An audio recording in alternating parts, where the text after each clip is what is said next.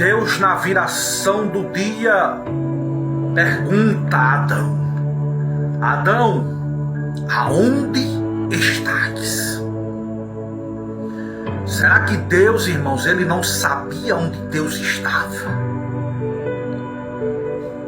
É claro que Deus, na sua onisciência, sabia onde Deus estava, onde o ser humano estava. Sabia onde Adão estava, sabia onde a sua esposa estava escondida. Deus sabe aonde o ser humano tenta se esconder. Muitas vezes o ser humano tenta se esconder na sua roupagem, na sua academia, na sua formação teológica, tenta se esconder atrás do diploma. Muitas vezes tentam se esconder através de muitas e muitas coisas, dos status. Muitas vezes as pessoas se escondem através dos filtros do Instagram. Mas Deus vê. Deus conhece o coração do homem. E de Deus ninguém se esconde, porque a Bíblia diz que se nós fôssemos para o céu, lá o Senhor está. Se fizéssemos a nossa morada no mais profundo abismo, o Senhor lá está também. O Senhor conhece o meu deitar, o meu levantar. Ele conhece todas as coisas. Mas o interessante, irmãos, que quando Adão peca, ele se esconde. Antes de Adão pecar, Adão não se escondia, não. Adão, antes de pecar, tinha prazer de estar na presença de Deus. Onde estás, Adão? Onde está você que está ouvindo essa palavra aí agora? Quando Adão ouve a voz de Deus, Adão se esconde, porque agora está no pecado. Adão agora, depois que come do fruto proibido, ele se esconde, porque sabia que Deus ia cobrar dele. Antes Adão cuidava do jardim do Éden, e agora se esconde no jardim do Éden. Aquilo que ele cuidava, aquilo que Deus colocou ele para cuidar, para zelar, para regar, agora ele se esconde por trás daquilo ali. Segundo lugar, eu vejo que entra o medo na vida de Adão. Adão era um homem que não tinha medo de Deus. Pelo contrário, Adão desfrutava do prazer de estar na presença de Deus. E é a primeira vez que a palavra medo é citada na Bíblia. Quando Adão ouve a voz de Deus, eu ouvi a tua voz e teve medo, porque pecou, porque desobedeceu. Quantas pessoas não têm medo de ouvir a voz de Deus? Porque estão em pecado. Quem não está em pecado não tem medo de ouvir a voz de Deus, não tem medo de falar com o Criador, não. Tem prazer de falar com Ele. Rabagachúria Bahai. Em terceiro lugar, eu vejo que depois que Adão pecou, entrou a vergonha na vida de Adão. Adão não se envergonhava de estar no jardim do Éden conversando com Deus.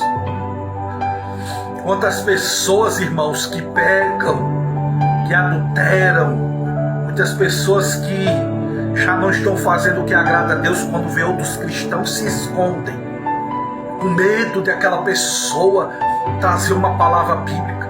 Quantas pessoas não chegam dentro da igreja, se escondem nos últimos bancos, na última fila, com medo, porque não está andando correto diante de Deus, e estão com medo, e estão com vergonha, como Adão. E Deus pergunta: aonde estás? Olha agora onde você está, Adão. Adão agora, irmãos, tenta se cobrir de folhas de figueira, porque viu que estava nu. Quantas pessoas não estão tentando se cobrir através de uma religião? Quantas pessoas não estão se escondendo através das boas obras? E sem o derramamento de sangue não há uma remissão de pecados. Não adianta você tentar se cobrir com folhas de figueira. Não adianta tentar você se cobrir no melhor paletó. Não adianta você tentar se cobrir através do seu diploma, não. Através dessa sua linguagem bonita, não. É preciso haver remissão de pecado. É preciso haver o derramamento de sangue. Eu vejo, irmãos, isso aqui Deus me deu hoje às 5 horas da manhã.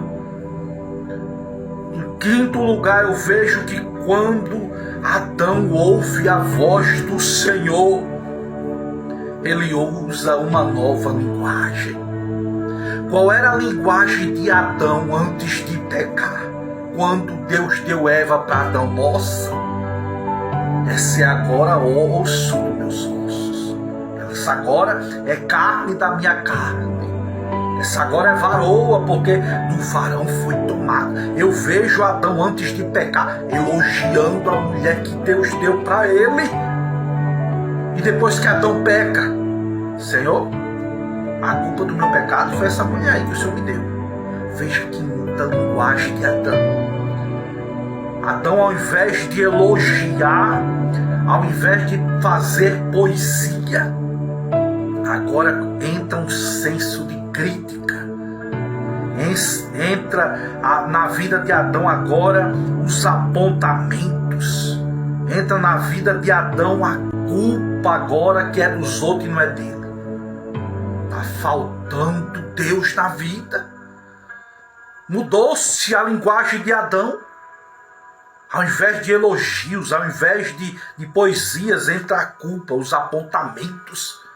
Quantos crentes não estão precisando ouvir a voz de Deus? Aonde estás, Adão? Será que você está num processo onde você vê as virtudes das pessoas? Será que nós estamos onde Deus quer que nós estejamos? Abertos para ouvir a voz dele? Ou estamos como Adão, indo para a igreja somente para olhar os defeitos dos outros? Indo para a igreja só apontar A, apontar B, criticar o culto que passa da hora, criticar o pastor que não sabe falar, criticar a irmã que não saiu hino? Será